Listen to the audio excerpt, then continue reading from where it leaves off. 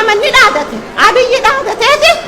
Oromoo akka hoggaa kuma isin hin kaanettiin cabsaa jedhe akkami cabsa akkaataatti cabsu hunda lafa kaatee jechuudha amma ati naannoo itti Oromoo yaada Oromoo kana irraa fuuta inni kana keessa yoo waasi godhe Oromoon hoggaa kuma tokkoomi hoggaa kuma sadii cabdi jechuudha hoggaa kuma sadii cabdi Jawaar rifeensi irraa buqqa'ee jennaan Oromoon hoggaa kuma sadii cabdi kanaaf nun galaafatin Jawaar keenya nuti si jaalanna si kabajna si amanna dhugatti onnee qabda dhugatti murannoo qabda dhugatti gootummaa qabda obboleeyyan kekkee akka keetii gootonni marraa dirribsaa fangaara jiran isaan kanas qabsoo isaan deemaniin kana tasgabbiin laal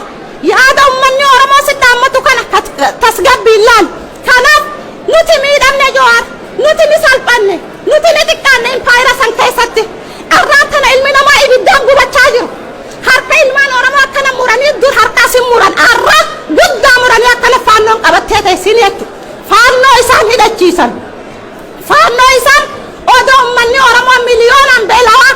haati ilma xamaddee ittiin qotte akka qotiyyo ilma isii xamaddee haati odoo ittiin qottu miliyoona meeqa faannoo kannanii maa faannoo hidhachiisanii jechuudha faannoo sana abbootii gadaa jilbifachiistee rasan guyyaa tokko nama 14 dubartii ulfa abbaa manaa fi haadha manaa barsiistota barattoota jilmaadhaan ilmaan Oromoo sirna duguugaa jiru kana keessatti ati akkamiin nagaa nuuf fidda Jawaar keenya akkamiin nagaa nuuf fiduu dandeessa kanaaf wanni si dhaammadhu rabbiin si haa gargaaru rabbiin si cinaa haa dhaabbatu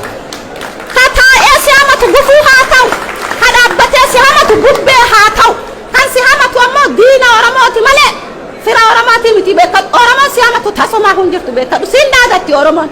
kanaaf wanni nasin jau tasgabbaay ija tasgabbii qabdullaali ummata Oromoo konkolaataan Amaara hallayyakute dhuga bireeka qabee jetti ati bireeka hin qabne namichi bireeka qabu jechuun ummata Oromoo keessaa waraana san dachaasu mana Oromoo gubuu dhiisu haadha Oromoo qaluu dhiisu bireeka hin qabne namichi itti oofaa jira kanaaf